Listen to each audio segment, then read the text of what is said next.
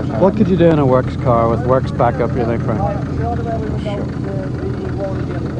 Take it handy and win every rally around. The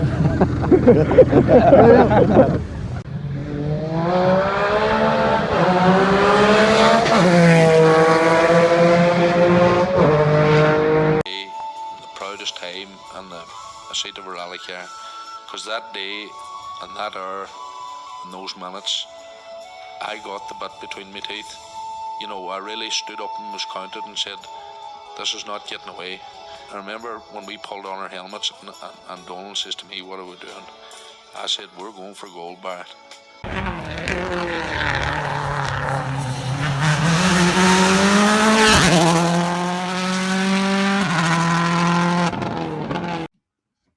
Welcome along to Krunching Gears, Season 2, Episode 4. In this episode, we mix things up, but where I interview two guests this week. We have William Creighton and Jon Armstrong, two young guns from the island of Ireland, and they're taking on the Junior World Rally Championship this year. I started off by asking Jon about his early career. I'll let Jon take up the story from here. Yeah, that's right. I guess we had good success in all track whenever we started doing that. In the junior class, we won the championship a few times, and then we moved up into a higher powered front wheel drive car in all track too, and done pretty well at that. So we kind of started out with my rallying just as seeing how it would go, but I was doing quite well, and then the focus quite quickly became on trying to progress as far as we could. At the time, we saw the BRC as the way to go because it was all front wheel drive at that time. They had the DS3s and R2 Fiestas. So I started off with the challenge part of that with the Fiesta ST. And yeah, it was just all about trying to prove that I could do it, if that makes sense. Course, you know, yeah. Whenever you start out with any sort of motorsport, you have no idea where you're going to be. So it's always just trying to get your foot up to the next level as such and see where your pace is at. And thankfully, I've always been not too far away after, a rally or so. I was able to get onto the pace and show that I could drive at that level. So yeah, that's the route we went. We never really had any huge budgets or anything. It was always just try to do rallies at the level where we wanted to be, and it all sort of snowballed from there. Yeah, and I suppose as well too, when you're competing against other guys in R2s, they're similar levels of performance. So it's the driver that's making the difference rather than some guy that's got an extra 30 or 40 brake horsepower too as well. Well, that's it. Yeah, all the junior stuff in Ireland at that point, I guess, was all modified Honda Civics and stuff, and we always wanted to go down the homologated route with something that's built to specification. And we were always very meticulous because we ran the car ourselves, so we wanted to get something that was homologated and something we could look after and just feel proud of as well, run the cars, because it was all family ran. So yeah, that's sort of where it all started, and then just snowballed from there, just seeing where we were and got some good results and just tried to keep progressing up the ladder as such. And the one event that always stands out to me was the Ulster Rally in 2013. I know, yes, it was, the roads were local to you, but to put in that performance in the first day especially, was it the first or second stage you were fastest overall of all the British guys? And were you faster than the world cars, or second or third fastest overall? Something ridiculous anyway in the Fiesta, So. Yeah, it was a bit crazy, to be honest. It was my home rally, very close to where I live, but to be fair, I didn't really know the roads or anything that they were on. I think I probably was driving to my notes, but I know people probably won't believe me. So yeah, it was really, really good. That was sort of when I felt like I was showing my true potential, and I'd struggled in 2013 at the start of the year just to get good results, because it was the year that Daniel McKenna and Steve Rockland were in the championship, so we had really good competition. yeah, I guess it just took me a while to learn how to drive that 1.6 R2. It was a little bit different than the ST Fiesta that we drove the year before. And yeah, I was just getting better, and then that rally, everything just seemed to click. Had a new co-driver for that event too, with Carl Atkinson on the notes, and everything just seemed to flow really nicely. If anybody hasn't seen that in-car, go and watch the in-car. You know, it's something else. You know, there's a few hairy moments in that in-car, but it's just fantastic to watch. You know, it's one of them go-to in-cars, I really have to say. You know, so. Yeah, no, proper stages up there too.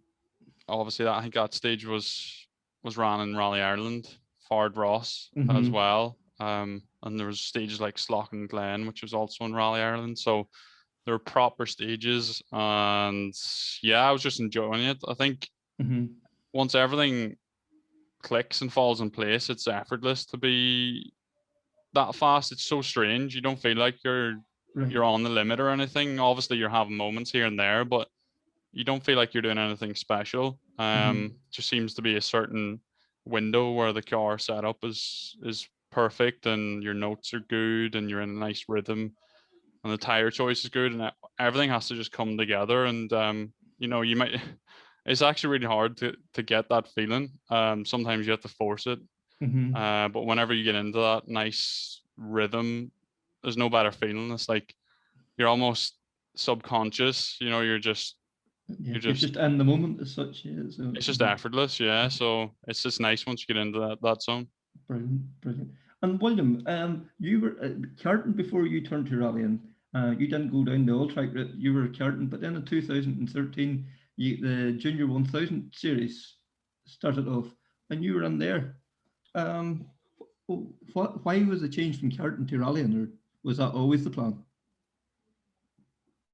I suppose a bit like John, you know, we didn't really have there wasn't a concrete plan from the beginning, and I think anyone who's in motorsport, they're seriously competitive, so it's always just try to get yourself into a campaign and try and win the campaign, or try and be as best as you can. So we started in the karts, and that was really enjoyable, racing at Nuts Corner and Kirkeston and Bishopscourt and stuff like that, and then made the switch into the Junior 1000 in 2013, and that was, you know, that's a great starting point for any girl or boy that enjoys rallying and wants to get into it. You know, especially now with the forestry stuff that is happening here in Ireland. You know, that's a really good job. I wish there was that whenever I was starting, but yeah, we did a full season in 2014 in the British Championship and the Irish Junior 1000, and we managed to win both of those. So that was probably one of the best years rallying I ever had. Really fun. Pretty much near perfect, wasn't it? I think you won, was it 10 or 11 events, wasn't it? You won overall, a couple of seconds. Like, it was as good a year as you could have hoped for. Yeah, exactly. Like we hadn't even started, you know, proper closed road rallying, and I'm saying that was probably the best year's rallying I can remember. But yeah, we would go over on the ferry and travel to all these rallies, and it's just, you know, you're away for the weekend, and when you're getting results like we were, you know, most rallies we went to, it made it really enjoyable. And the car was ran by Harry Brown, who's just a local mechanic here where I live, and he looks after my dad's Lotus Cortina. Okay. He does a few events now because I'm sort of I take up the rally budget, but that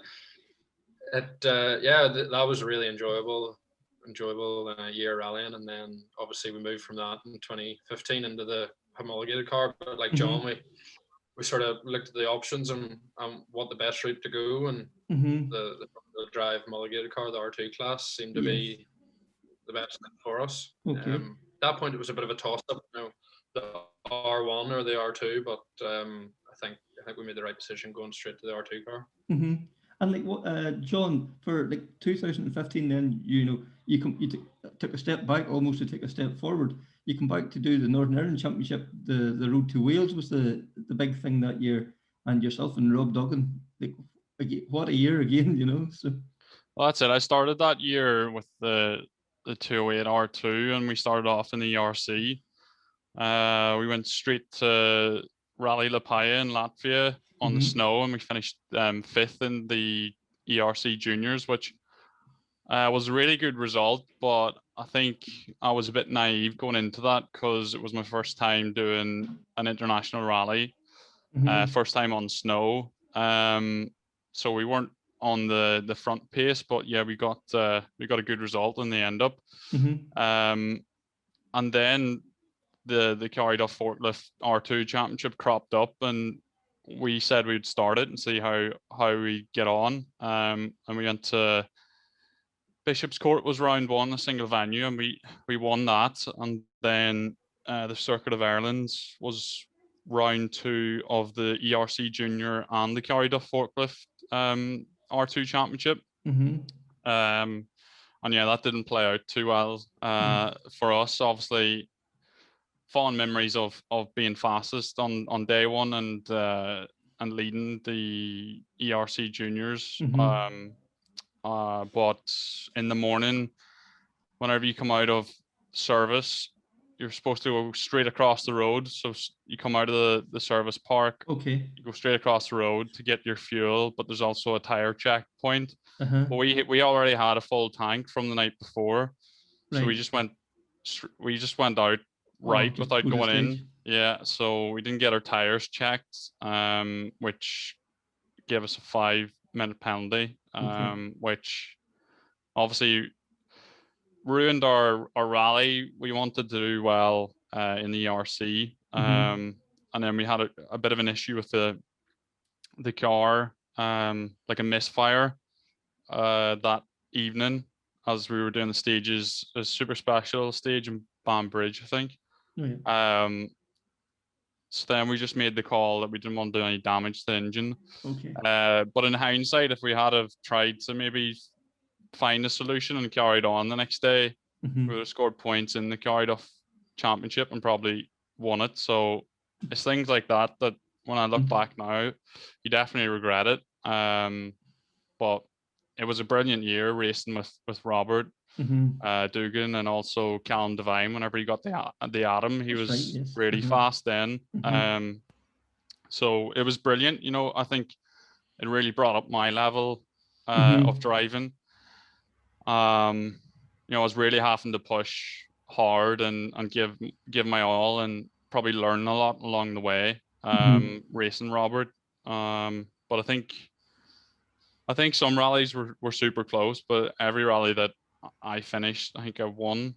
There was another rally in, I think it was the Tyrone stages, that I went off the road. Because we were having a crazy battle with Robert that day. We were like switching the lead every couple of stages. And then I ran out of road, so that didn't help either. So that plus the retirement on the Circuit of Ireland blew our chances. But it was brilliant, like to have that in Northern Ireland with so many, you know, top quality drivers competing. And you know, William started that championship too and done, I think, most of it. And yeah, I think it was brilliant to see that, and I would like to see something like that again. You know, we don't because like it was getting international recognition. You know, there was people watching these results coming through. Like the Motorsport News was covering it every time there was an event and all. You know, it really was gathering great pace, wasn't it? And yeah, that's it. You know, there was so many good drivers, and there was a real good battle for the championship, because I think Alan Smith in the C2 was in the running too, going into the last rally for the championship. And there was lots of people entering. So yeah, we definitely need something like that in Ireland or the Northern Ireland Championship again. I know we do have one in the Irish tarmac, but it's perhaps lacking in you know, a fully fleshed out field of cars. So yeah, I think R2 or now called Rally 4 is getting a bit expensive for people starting out in their rally careers. So perhaps something like the Rally 5 category, the more cup car spec Fiesta would be good to have a series like that in Ireland or the UK. Yeah, So it's a yeah, stepping stone I2 Rally 4 or whatever for young drivers coming exactly. through. Yeah, and Mhm. I do believe those cars can be upgraded into a full Okay. spec Rally 4. So Right. Yes. definitely makes sense, but I Mhm. don't know. I don't know what needs to be done for it to happen, but we need something. That's for Yeah. sure. Yeah, that's for sure. And like that, yes, you didn't win the prize, but you still went on to go and do WRC Spain that year for your first taste of WRC. Like probably a baptism of fire, but by the end, fastest on the power stage of all the competitors in R2 car. Nice way to finish off that weekend for you. Yeah, we went to Spain with the goal of trying to get a Vatanen Touch Award nomination, which would get me a place in the DMAX shootout at the end of the year. Mhm. So that was our goal. We went with the Fiesta instead of the 208 because it was an M Sport associated prize. So we still had a Fiesta R2 that we hired out. So we took that to Catalonia, and yeah, we got the nomination, which was fantastic. It was brilliant to do my first WRC event in Spain because I'd been to Spain whenever I was younger, I think twice to spectate. Okay. So it was so cool to go and actually do the rally then. Uh-huh.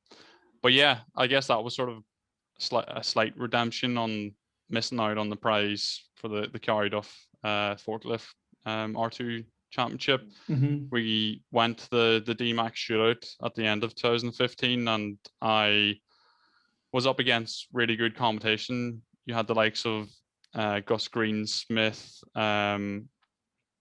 There was piles of really good drivers. There was Mhm. Brendan Reeves, which was probably my strongest opposition because he was super fit in the physical test that we done.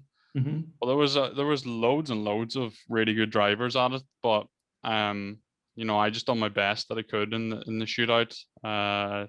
The physical part was tough, but Mhm. I think I was probably in the top 2 or 3 in that. And then we had, like we were ranked on our media skills, which mine probably actually wasn't that good back then, but it Mhm. must have been too bad.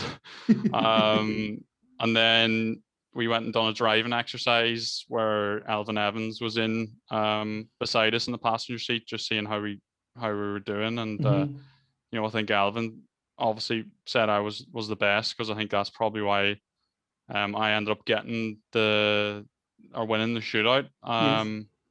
So that gave me a scholarship of 50% budget for the Drive DMAC Okay. Yes. trophy in the WRC in 2016. Mhm.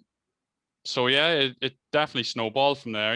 I wouldn't been able to go to world level probably without that. Mhm. And then we started 2016 in Portugal. Again, it was just a matter of trying to see if we could get on to the pace, and we were up against really good opposition like Oisin Price, Max Vatanen, Gus Greensmith, Bernardo Souza. There was a whole bunch of Mhm. boys that were fast that year. But by the end of Portugal, we got a fastest stage time, and we were roughly on the pace. Mhm. And then we went to Poland, and somehow day one I was leading. I wasn't expecting that, but Mhm.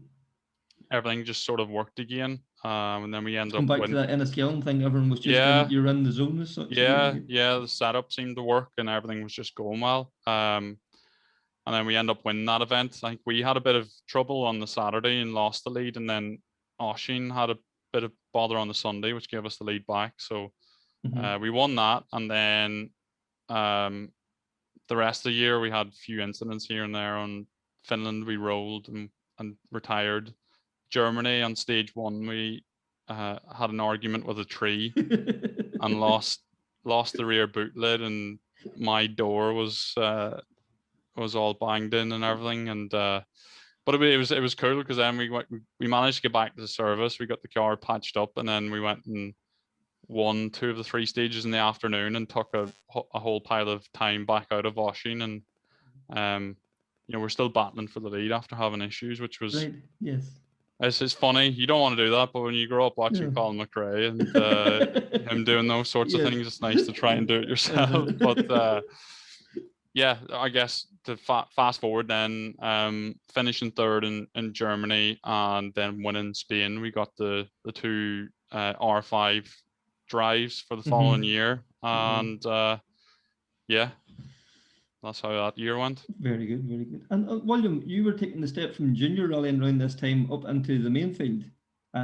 As John had mentioned there, you were kind of in that year too, the drive for Wales and all that.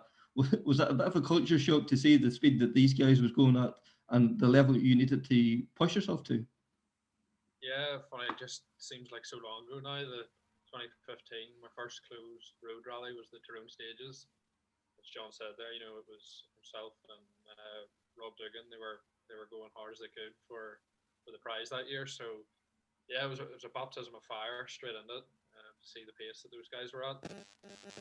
And I was just trying to get the car through and stay on the road for my first rally. But yeah, that was the first proper taste of it. And so I was never looked back since. I seriously enjoyed that rally, and after that, I just wanted to do as much as we could. And I suppose starting there and watching those guys go like they were going, it gave you a good benchmark, and it showed you how much, what was possible, I suppose, and what you could work towards. And we were able to say, look, how many seconds a kilometer, it's quite a lot back then. Yeah. that we were off, and yeah, it sort of come out of that first rally seriously excited to do as much as we could, but also we saw how much improvement there could be and what was possible in the little cars. So yeah, I think the rest of 2015 we stayed around the island of Ireland and tried to do a couple of the Irish tarmac events, and I suppose didn't realize how lucky I was. I was competing in iconic rallies. Went to Wexford at the end of the year and stuff like that. Big 2-day international events. So what you would do to go and do one of those rallies in the current circumstances.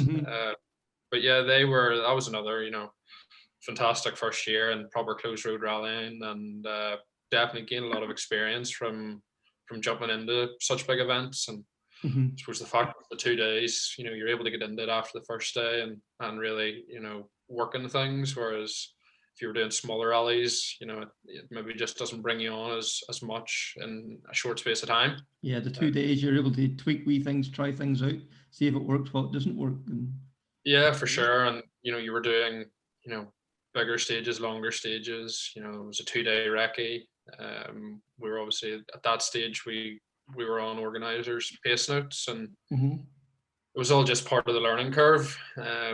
But yeah, another really enjoyable year rallying, and it was in the 208 R2, which was a great wee car for us, and yeah, it was really enjoyable that year. Yes, and then going into 2016, you done the 2016 you done the ERC, the Circuit Ireland, and again, as John alluded to there, you're pushing yourself up against the cream of European guys as well as the Irish guys. To be on that level too, it's again, showing where you're at, where you need to be as well.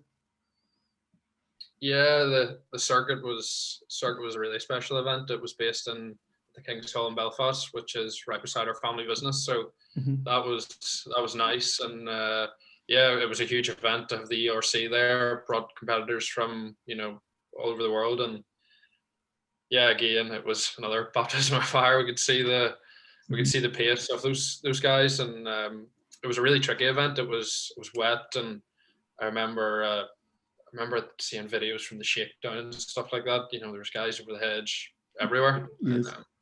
So again, it was an event that we gained huge amount of experience from, and it was special. So yeah, it'd be nice to see the circuit back in some shape or form, or Rally Northern Ireland, that which is big on social media at the minute. That fingers crossed that can happen, because we've got some seriously iconic stages here, and I think we could put on a really good show.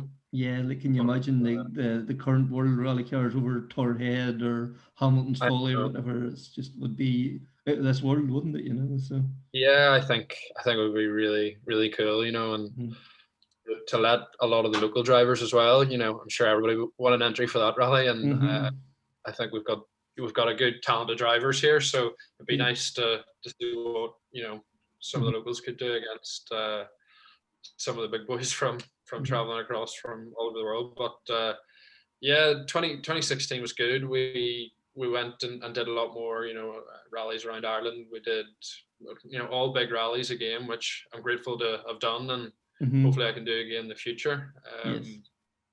We did Donegal, and I think we had our first proper accident there. So that was a good memory. Yeah, that was an introduction where I remember we had the accident. My dad was actually doing the rally as well, so it's not great whenever you have to stand at the side of the road and wait for the historic to come through, and we apply him as he passes. And then Mum had to come out with a trailer and scoop me and lay him up off from the side of the road. But yeah, again, learn experience, and Donegal is Donegal, and Yes. I'm glad that we were able to compete in it, and hopefully we'll get another opportunity in the future. Yeah. And at this stage, you still hadn't. The gravel. You still hadn't rallied in gravel really at this stage, had you? It was late in that 2016 then before you went. Was it Grisdale stages and the Glens of Antrim was your baptism with them two on gravel? Yeah, we went to Glens of Antrim, and that was actually in John's Fiesta, run by his brother Neil. So small world, but I think halfway through 2016, we're starting to think, at the end of each rally season, it's probably the most difficult part of the season, because you're trying to think, what are we going to do next? Right. Obviously, you want to keep going. So we started to think, what our options were, and BRC seemed to be the best option. They had a class, the juniors, for the homologated R2 cars, so that suited us well, and it was at that stage open to all variety of cars. So we thought that we had to get onto the gravel as soon as possible to get a bit of seat time in that. So that's why we did the Glens, and then from that we went to Grisdale, which was tricky but really enjoyable. And how did you find the gravel the first time out? Was it daunting, or did you just? It was obviously, I'd never driven a car on any loose surface, so it was something completely different, but I really did enjoy it. I remember just after the 2 rounds thinking, this is the most difficult thing ever. You have to gauge what speed you have to enter the corner so you don't run out of road on the exit, because you're just sliding the way around it. But yeah, it was an odd feeling, but after those 2 rallies, we quickly got used to it, and I think obviously, to be a quick rally driver at whatever level you want to get to, you have to be quick on both surfaces. So It was important for us to move to the BRC, because obviously it offered both asphalt and gravel. So that was one of the main reasons behind going to that championship. Okay, perfect. And John, going into 2017, you alluded to there earlier, you had the prize drive in the R5 Fiesta. Did that just feel like all your Christmases come at once? Definitely. To drive something like that at board level is pretty cool. But it was always going to be daunting, because I was struggling at the time to do any other events because of budget. But we managed to raise money to do the pre-event test on the Monday, which was very useful to just go and try different settings on the car and get used to it on a stage that was representative of the event. Whenever we started the event, we still weren't probably on well, that's the thing. I always just want to get on the pace as quick as I could, and we weren't that close. But then we were getting closer and closer as the rally went on.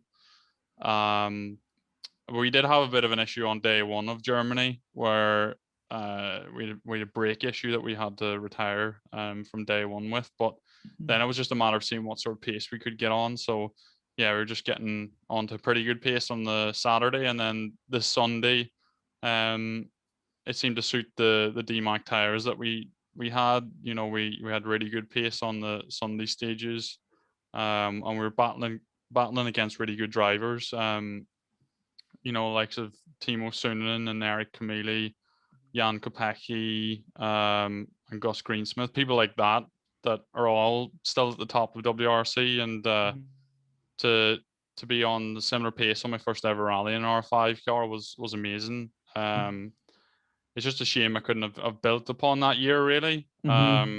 it all came to an end after that. As such, it sort of Yes. feels like I'm starting my career all over again now. But you still obviously everything that you've learned, but whenever you're out of the car for so long, you start wondering if you can still do it, and you have to build up your speed again and stuff like that. So yeah, it would have been nice to build upon the promising start that I had in R5, but just couldn't seem to open any avenues. And yeah, then I had a year out in 2018, which I went off and done some esports stuff then. Becoming the world champion event as well too. It's not you weren't just playing at it. You took it very serious for a year then too, didn't you? Definitely, yeah. I think I looked at it as a way to fill the void of not doing real life rallying, and I've got a very competitive side to me, so definitely just brought that into the gaming side too. And yeah, I was lucky enough to come out as champion at the end of the final, and it's pretty cool to be a champion in something, and especially in a sport that you love, even though it's virtual, still feels very good. And yeah, it's brilliant to see esports continue to grow and grow. And it's helped you open up a door to it's now your career as well. Yeah. It's become more than just something you done at the weekends or whatever. It's become what you do. Yeah, that's it. I've always been really interested in gaming, and obviously rally games from Colin McRae Rally. Whenever I think I was 4 or 5, I started playing the first one. I've just been, playing all of Codemasters games throughout the years, and a bunch of other racing games too. So I always seen it as a way to have a bit of fun, but also to train before real life rallies. And then 2018 was the first time I ever really started to do competitions on the virtual side. So yeah, it was cool to win the championship in 2018, but it's very competitive, the esports side of things. The guys can do lots and lots of practice, and you have to try and do as much as what they're doing, because there's no barrier to the sport in terms of money. So the next sort of thing that you have to compete with is time. Right. Yes. And time is money, isn't it? So but yeah, it's so cool that something that I've always been interested in, and I think whenever I was gonna leave school, I was always dreaming of maybe being involved in the gaming industry if I couldn't make it as a rally driver. Okay. Yep. And it ended up happening. So it's really cool that that's my full-time job now, is developing rally games with Codemasters. And yeah, it's brilliant. You're always doing something different. There's not two days that are the same, and I'm always learning stuff too, which is great, and getting more and more responsibility. So yeah, I think it's amazing and very exciting, the stuff that we get to work on. And obviously it's opened up me opportunities to get back into real rallying too. So yeah, I've had to go away and sort of pioneer a return into the real life motorsport, and I'm just so thankful that I can make it happen. Absolutely. And we'll just cut across back over here to William again. William, and that around that same period of time, whenever John was kind of stepping back a wee bit, you were stepping up. You were going back then, Junior British Rally Championship, your first year on gravel, and as you said, the mixture of gravel and tar. But you pushed Callum Devine that year right to the very last round in Isle of Man. That was a brilliant year for you. Yeah, I would say since starting proper, rallying after the juniors, that'd be the next best year for us. As I said, towards the end of 2016, we were gearing up to try and do a campaign at the JWRC. So again, when you're starting a campaign like that, you have to manage your expectations and what you want to try and do. But as John said, we're all seriously competitive. So yeah, we went to that year with aims to do the best, but we didn't really think that it would be possible to compete up at the front. But Callum was the same as well. He went with, I don't think he had a lot of too much experience in the gravel either. So if you think about it, for us both to go over there and put it up against the locals.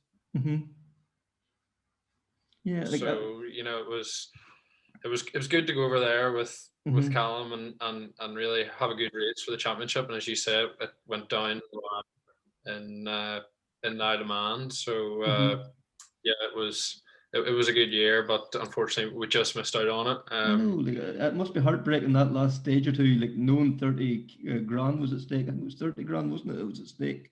Yeah, mhm, it was a lot of money, mhm. and I think we went into one of the stages in the dark at Isle of Man, and we picked up a puncture. And the way it worked, it was split over. It was two point scoring opportunities over the rally. So Yes.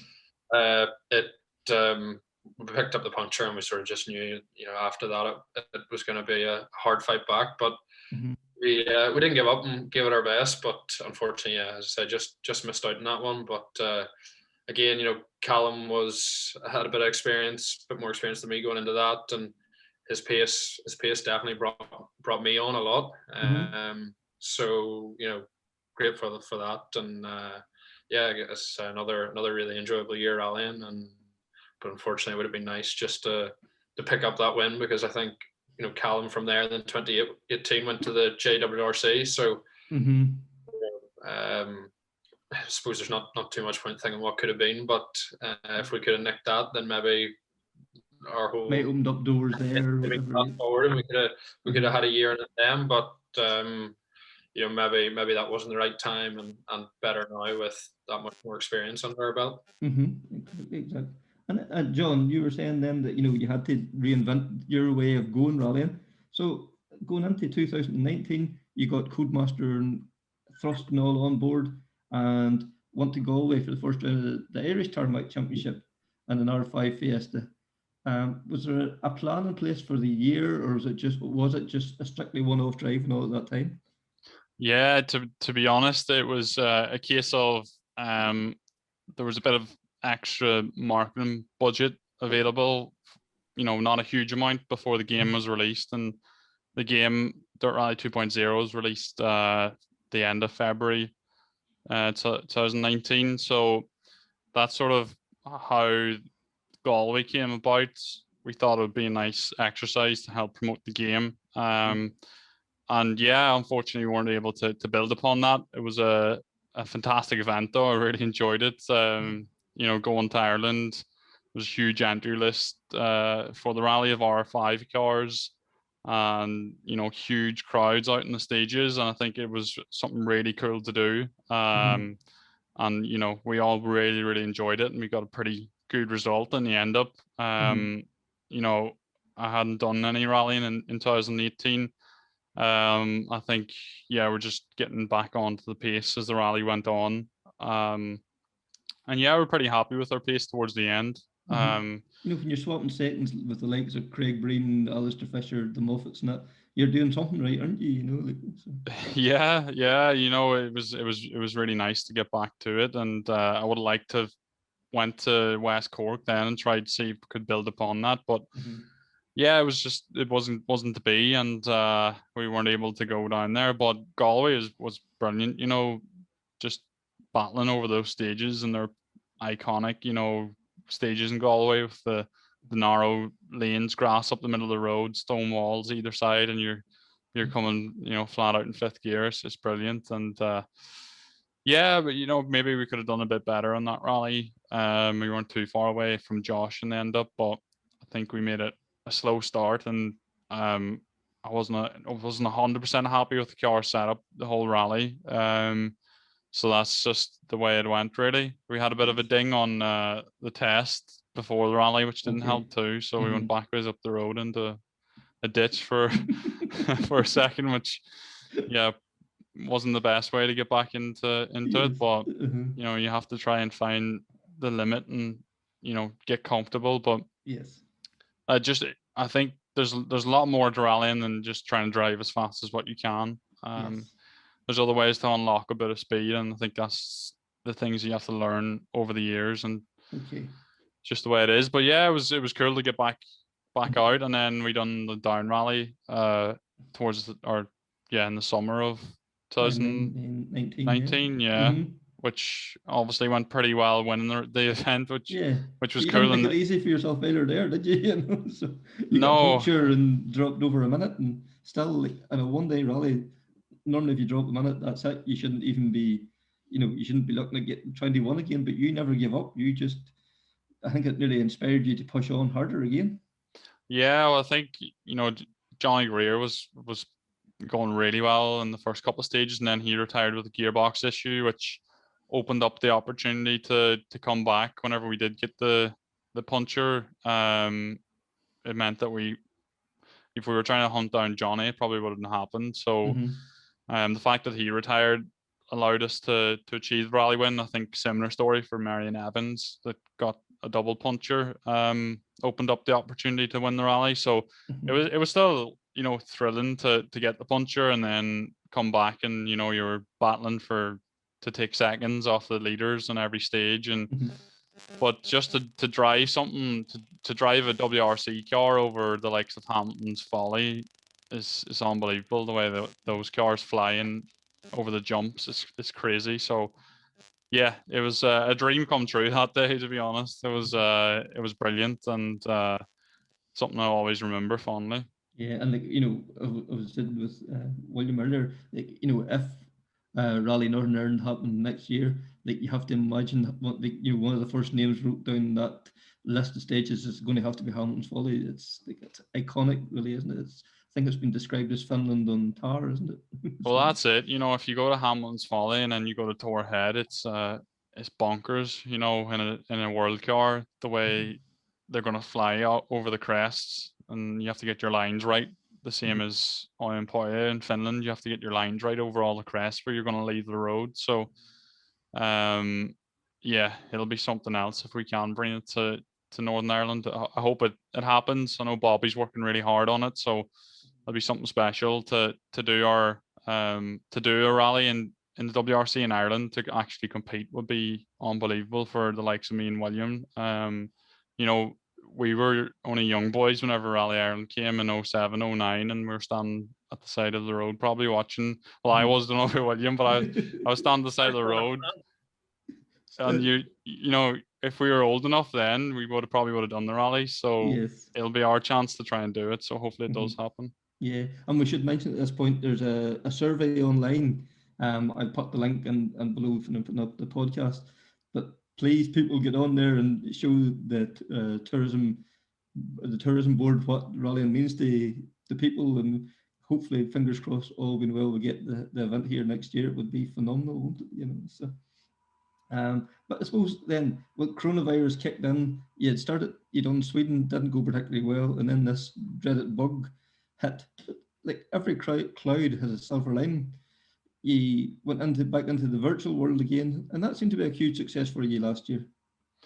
Yeah, whenever lockdown hit the world, I think everyone who done real life motorsport turned to the virtual counterpart, and yeah, whether you're a circuit racing driver, you're going to play the likes of iRacing or Assetto Corsa, and if you're a rally driver, you're going to play Dirt Rally 2.0, and seen loads and loads of rally drivers just buying simulators because they couldn't do it in real life. So yeah, it was really fun to do some of the cool events that were happening, and also start doing live streaming, which I never done prior to that. So which is really popular now on my YouTube channel. Get probably 50, 70 people watching me every time I do a live stream now, which is plenty for me. It's just cool to hang out with people that just want to watch you drive and chat with you. So I find it a really nice way to just build a community around the game and also my rallying, and try to get people who are interested in virtual rally driving interested in the real sport too. So yeah, it just all snowballed from there really, then with trying to get plans to go back into real rallying again. Obviously when the Junior WRC was starting up in Estonia again last year in 2020, I was trying to see if I could go and do that rally, and that was when I started working with the marketing team in Codemasters to see what we could do, and it became quite clear at that point then it was better to focus on just doing a fresh campaign with them supporting it. So yeah, that's where it all began, and it's been a lot of work since then, just trying to get everything approved and over the line as such. And yeah, it's all happening, but it's definitely, you know, a lot of work trying to just show that real life marketing in real life motorsport is worthwhile in current times, because you know there's so many ways that companies can spend their money now in online advertising, influencers, Yes. everything. So I think that's why I try to focus on building a bit more of a online following too, is because I know how much that is valued nowadays whenever companies are looking to spend their marketing budget. Yes. It's what you you know, can give to them as much as what they can give to you. isn't it, yeah, really, you know? that's it. You know, they're Mhm.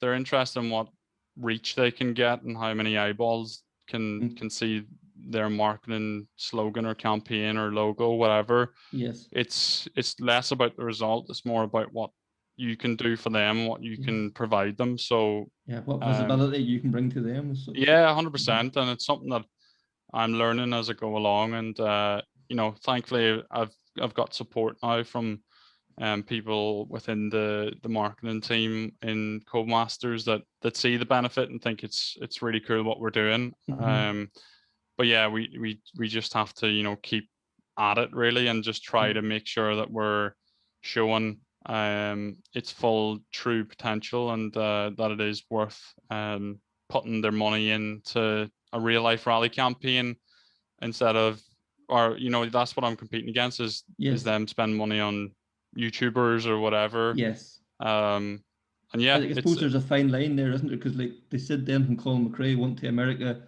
they were shocked that he was a real life man as such. You know, yeah, he wasn't just a that's computer it. game. You know, so yeah. That's it. The gaming industry is massive on its own. Mhm. But for us who are, you know, we love rallying, we love motorsport. It makes total sense to me and you and everyone in the motorsport industry that the best rally game developer would be involved in sponsoring some form of real rally team. So, but then of course, you know, the people that are in these companies, they're not always true rally fans. They're more business type people that just know what works and what doesn't work in a business. And yeah, it's just sometimes you have to just reel them in and educate them a little bit and just try to make them fall in love with it as much as what we do. Like I always think, you know, if you get somebody that doesn't know anything about rallying, strap them into a rally car, take them through a stage and let them feel that adrenaline buzz. Like I have seen different people step out of a car and go, I never understood it until now, really, you know. Yeah, it's totally different once you get into the passenger seat. Like it's mind blowing. It's definitely more scary than being behind the wheel, that's for sure. So it can really enlighten people. Yes. So William, we'll go back to you then now for a few 2019, back to the Junior WRC again. Josh McLean, this time was your main competition. Yourself and Josh had some great competition that year. Like he finished third overall in the British Championship. You were fifth overall, like in your R2 cars. Phenomenal year.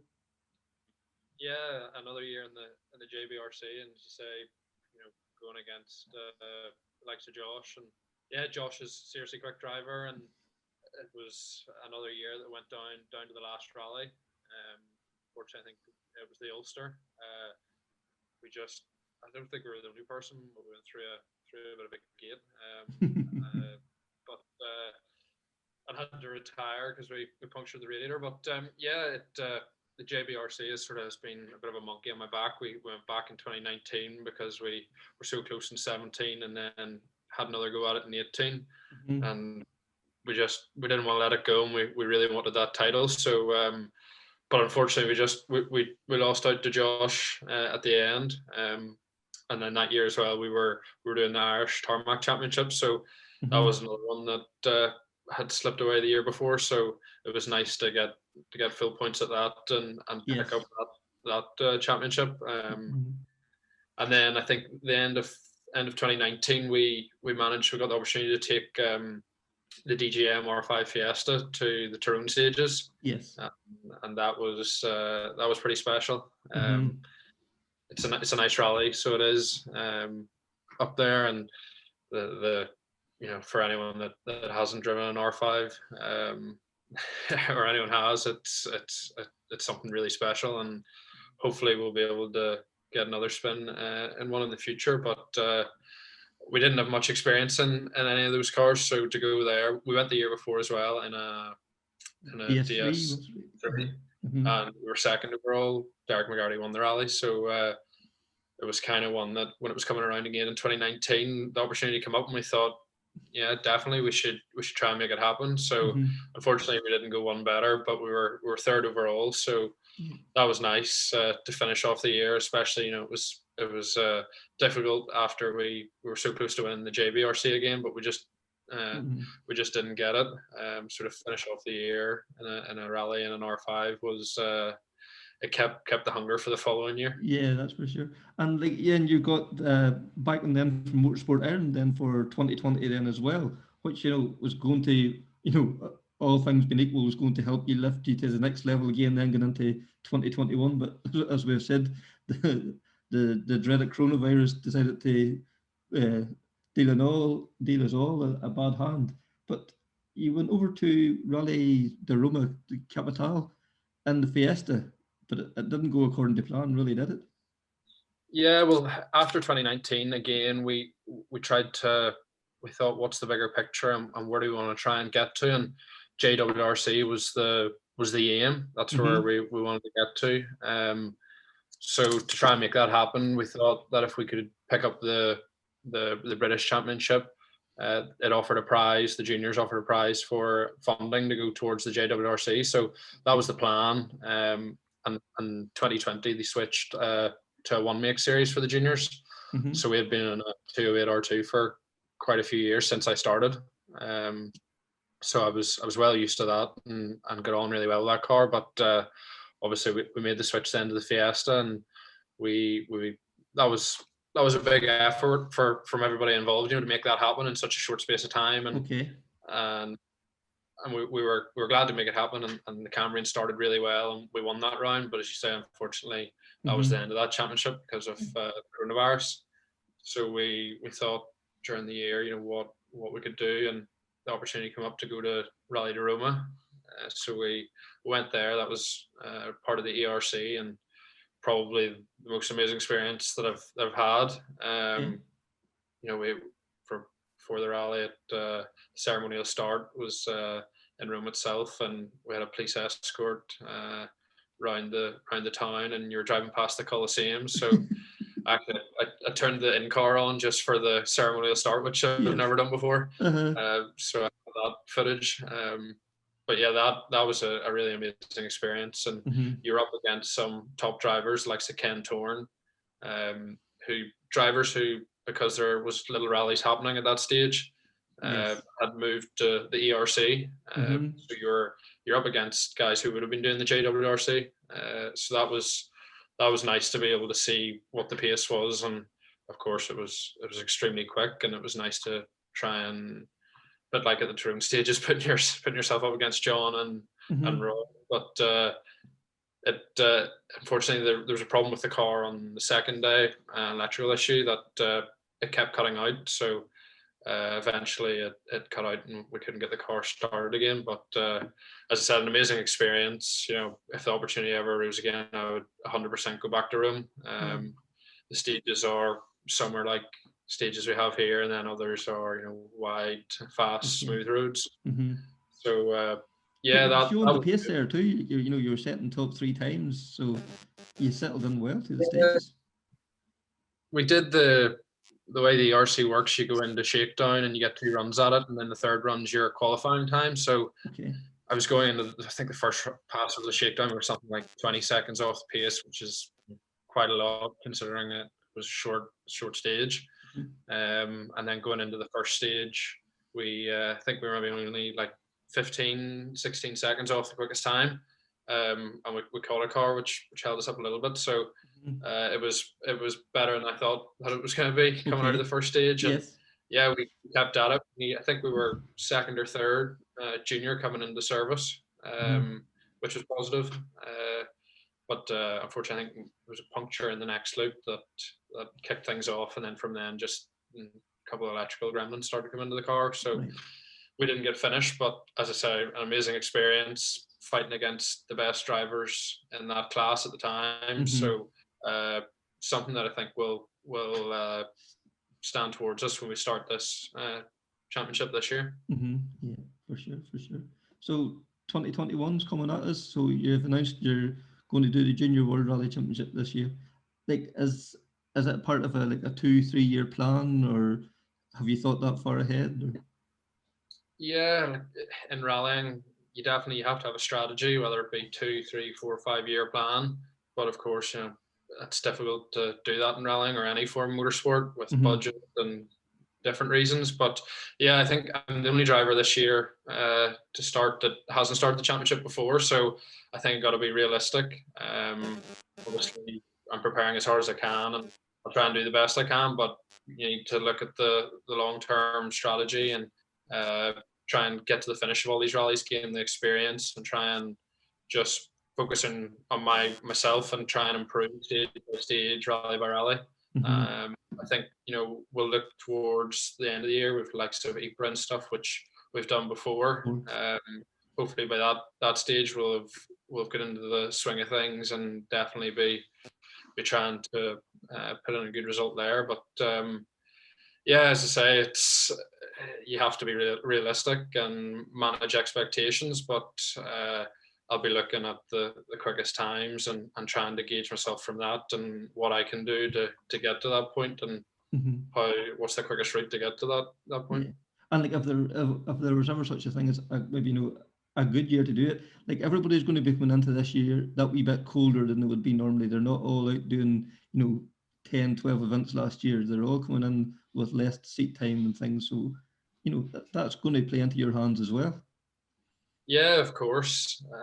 But then I think at the same time, as John touched on earlier, once you can drive a car at a certain speed, or you get to that point, whether you're out of it for a year or 6 months, it's always there, and it maybe just takes a bit of time to get built back up. But yeah, it's the World Championship. It's amazing to be able to say that I'm competing in that level of sport, So it's super exciting, and I'm really grateful for all the people that are making it happen. Yes. But yeah, you're going to be competing against world level drivers, and the pace is, of course, I'm well aware of what the pace is going to be and that it's going to be extremely quick. But yeah, I'm ready for it. As John said, it's a lot more than just setting stage times. Yes. Try to learn as much as I can and just soak it all up and enjoy the experience and see what's possible. And obviously you've been working on your fitness levels and all that too to get yourself to that level too. Like it's not just it's not just the time spent in the car. It's the whole other package. Your fitness, your relationship with Liam. Everything has to be stepped up a level too, doesn't it? Yeah, for sure. We've been working really hard. Been seriously grateful for the likes of the Motorsport Ireland Rally Academy over the last while, because lockdown, there's little rallies happening, and they've kept us focused, and we're working on our fitness and our mental and physical fitness, working well with Alan Heary and stuff like that. So it hopefully that'll benefit us in these rallies coming up. They're huge events. You'll be up late at night working on footage from the recce and things like that, and then up at the crack of dawn to do a hard day's rallying. So you got to be prepared for that. And yeah, I've probably never been as fit in terms of my physical strength and stuff like that. So yeah, I'm just looking forward to get started. And as I said, seriously grateful for everybody that's made it happen. And it's you're looking against some of the guys you're going to be up against, and I don't know them personally apart from John, really. Yes. Just read about them and seen their social media and stuff like that. So it'll be nice to go and meet new people and hopefully make contacts that you'll have for quite a few years. Excellent. And John, just there, William touched on it. it's this whole everyone. It's not just the relationship in the car. It's all the other bits and pieces. Like there's bound to be a wee part of you a bit envious of the likes of Callum and William and even Josh McLean there, who has this Motorsport Ireland back, and you missed out on that. Would you love to be a part of all that as well? Yeah, definitely. I think it's fantastic. That's something that every driver dreams of, is to be part of a support program that supports you in every way possible. Of course, there's financial support too, which is crucial in all forms of motorsport. So the guys are doing a fantastic job, and it's really great to see. Obviously, yeah, I think I'm too old now to be part of it.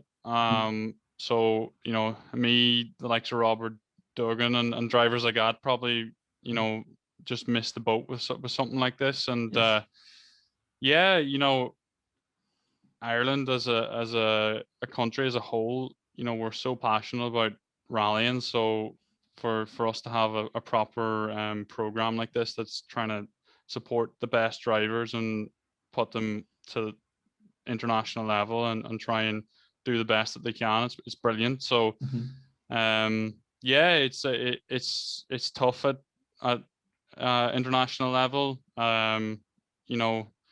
Things have to go your way, and you have to have a bit of luck too. And there's such a diverse range of events and stages and challenges that you have to face throughout a year, and you do have to learn as you go along and try to figure out how you can do better the next time you face something that you faced in a previous rally. And you do start to learn as you go along and pick things up, but you're definitely up against it with some of the drivers that perhaps do more practice rallies or do more testing or whatever. But I think if you go about it the right way and just try to do your own thing and focus on yourself, like William said, and just do your own thing, then that's the best method with these championships, because anything can happen. And you can't affect what the other drivers do, and you have to concentrate on yourself and what you can bring out the maximum out of yourself and the team. Yeah, and that's it. You just have to focus on doing the best that you can with what you have. You mightn't have what other drivers have, but you just have to play to your strengths and see what you can do. I think as Robert Reid was saying about Richard Burns, like, he just had the mentality that if he done everything right, then no one would beat him. So, in one way, it's sort of almost like you're just racing the clock. So you just have to focus on yourself and try to do the best that you can do. And yeah, it's a super cool championship. It's totally different than anything else. You're all your competitors are pushed in your face as such. You have to be friends with them. No matter whether you like it or not. They're going to be at every service halt, and you're all going to be in the one place, eating food and doing all the activities. Sitting around the table beside them. Yeah, so it is something different. I don't know. Personally, I like to just sort of focus on the rally, and sometimes I think maybe I'm just a bit, maybe not that sociable, but I think every driver is a bit like that at times. You just want to focus on the next stage and think about what the conditions might be and make your tire choice and whatnot. So it can be difficult, but it's fantastic championship. M Sport Poland are a great bunch, and the cars are turned out really nicely. They're like brand new cars every rally. You hop into them, it's like you're in a factory Rally 4 car, essentially. So it's definitely a brilliant way to go rallying. And in current times with coronavirus and Brexit, things logistically are so hard. So only having to worry about yourself and you and your co-driver getting to the events and just rocking up and driving, that's brilliant. So I think it's a great championship for the current times that we're in, and there's a brilliant prize on offer which we all want to win. So we're all just focused on trying to do the best we can, I think, when you're at that level. And everyone's very professional. You're taking everything serious, your fitness, your preparation, and everything that you can do to do the best that you can. And this year, I suppose you have to be targeting the title this year. Yeah, but I mean, same as William said, I have to be realistic. I haven't been in a full season of rallying since 2016, so Yeah. it's been a while. But you just have to do your best and try to get into a good rhythm through your campaign and build upon your results from one rally to another. I think it's good that we're starting with a tarmac round for me and William, because it's probably our preferred surface. Okay. Although we're quick on gravel too. That's what we've grown up on is tarmac and Irish tarmac. So Yes. it'll give us a bit of confidence from the get go. And as Croatia, would the roads be similar to Irish? Have you seen anything from it? They're a bit like the Czech Republic, from Okay. what I've seen. So that's good for William. He just came back from there. So yeah, they look like good stages, but also challenging. Could be a bit of slippy parts, with leaves and whatnot. But it looks like a brilliant rally. I'm really looking forward to it. I think with the Rally 4 cars, it'll be really nice on that surface. And then, the championship gets more difficult from there. Portugal's a very rough, sandy rally that anything can happen on. But at that level, everyone's just going at it. You can get left behind quite quickly. But then at the same time, you have to be aware that people are going to run into bother and get punctures and whatnot. So it's a bit more like an endurance event, those ones. Then when you go to somewhere like Estonia, it's less rough and it's more high speed. So yeah, it's a good looking championship. So there's a real mix of everything in there. There's gravel, tar, high speed, as you say, kind of like the Portugal is that kind of very endurance, and then you go to Belgium, Ypres, like again a very specialized event too. So there's a real mix for everybody, and it's fascinating. Just looking forward to it all. And then this year, Spain's completely tar this year, isn't it? Yeah, Spain's completely tarmac this year. And the roads there are very wide and smooth, which can be quite tricky to make your pace notes on. I always found you got so much road to play with, and obviously what people forget is whenever we're wrecking it, we're still facing oncoming traffic, so it can be difficult to pick your line through the recce and just figure out how fast you can go through corners and what you need to call each corner and whatnot. But there's some fantastic rallies this year, so it'll be enjoyable no matter where we finish. I think that's you have to enjoy it. That's the number one thing. That's but for sure. Whenever everything's going well and you're enjoying it, then the times will come. And William, you were saying there you're looking at towards the end of the season for Belgium and like Spain. Would that be another one that you would say it might suit you as well with the karting experience in your background, like them wide roads? No, would that be something you'd be thinking along the lines of? Yeah, again, as John said, I think one of the trickiest things would definitely be there is trying to make your pace notes. It's hard anytime you're on a wide road that's not closed, just to get lines and stuff during the recce to see how you can grade the corner and what speed that you think you can take around the corner, and a bit of a gambling match maybe sometimes that could pay off or not end so well. But yeah, again, whenever I'm not trying to pinpoint specific rallies that I want to get specific results on, it's just try and go as fast as I can with getting to the end of all these rallies. And John said there's so much more to it. They're huge events. You need to be physically and mentally fit, and pace notes have to be perfect. There's 101 different things that I'm sure that can play into getting a result. Reliability, as John said, there's going to be a lot of rough events, especially after the time all the World Championship cars, the World Rally cars will go through, and the Rally 4 cars get there. It might be quite tricky to pick a line and avoid rocks and things like that. But as I said, go as fast as we can and just keep building the speed and see what we can achieve, really. Yeah, and like, are you looking at the other drivers, seeing, comparing yourself to such and such or whatever, or is it going to be kind of like John says, just focus on yourself, drive to your limits and go as fast as you can, and not worry too much about the others? I'm extremely competitive, so I'm not. I'm sure that after the first stage, I'll be looking at the quickest time and seeing how far or what the gap is, and just trying to improve in that. Always looking at the top and trying to get to the top. So it's just comparing yourself and trying to close that gap and do the best I can do, really, and drive as quick as I can. So, like, I suppose, really, what is the dream to win, like, around this year, won the championship, or what's your thoughts on this year, really?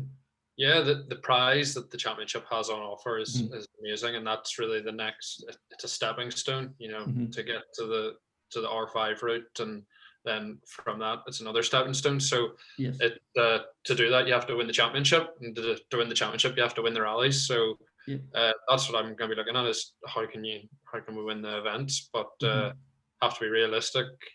How soon is that achievable? How long will it take to build the pace and stuff like that? So it as I think is at Martin Sesks, I think this is his third year at it, so you can see what it takes to try and win a championship like this. There's it's huge events, and there's just so many different factors that can make things happen. So you got to be ready for the unexpected, I think, and just if it's difficult, try and keep your head up and just keep plugging away and try and improving. And I think there's going to be a lot of things that'll happen throughout the year that'll work for you and work against you, but just try and do the best you can. Yeah, I keep a steady head, when things is not going well, know that there's, it's a one-off thing, be able to put it behind you and then, step up again when you need to. Yeah, definitely. And as John said, I'm going to try and do the best I can, but we're also going to try and enjoy it as much as possible.